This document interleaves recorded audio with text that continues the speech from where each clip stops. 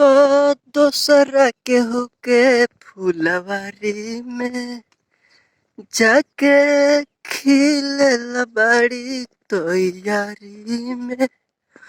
पूता दोसरा केहू के फुलवारी में जाके खिलेला बाड़ी तैयारी में। भारत तड़प तड़प के हया है बानी हो। भारत तड़प तड़प के हया है बानी हो।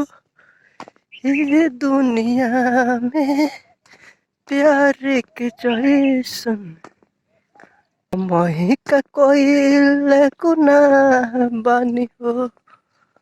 ये दुनिया में प्यार के जैसन हम ही का कोई गुना बानी हो। तो इसी गाने पर लेकर आया हूँ भक्ति सैड सॉन्ग।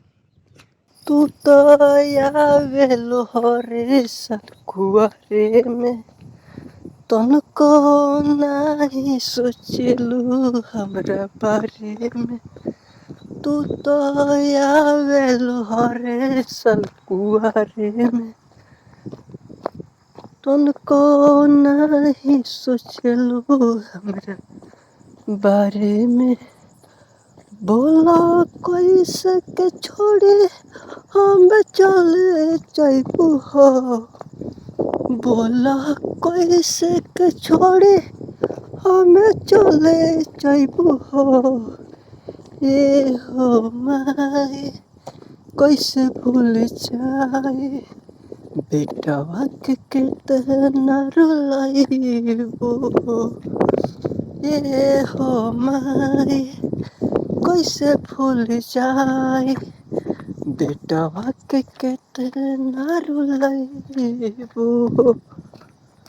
तरसेला अखिया बरसेला लोरावा बोलो ए माई कौन भूल भइल बा। छोड़ब नया चरा जाइबू तू कैसे लागे तोहर नजरी बदल गइल बा। तरसेला अखिया बरसेला लोरावा बोलो ये माई कौन भूल भइल बा। छोड़ब नया चरा जाइबू तू कैसे लागे तोहर नजरी बदल गइल बा। हमरा नहिया के डोरी तोड़ी चल जाइबू हो। हमरा नहिया के डोरी तोड़ी चल जाइबू हो। ये हो माई कैसे भूल जाए बेटवा के कितना रुलाइबू हो। ये हो माई कैसे भूल जाए बेटवा के कितना रुलाइबू हो। कैसे उठाई माई मूर्तिया बुझल नहीं होला तोहरी सुरतिया।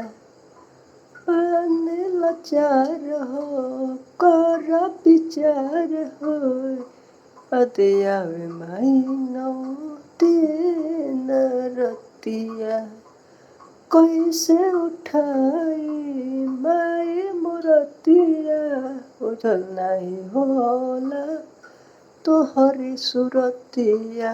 बानी लाचार हो कर विचार हो याद आवे माई नौ दिन रतिया। माई डरना नैसे छोड़ जाइबू हो।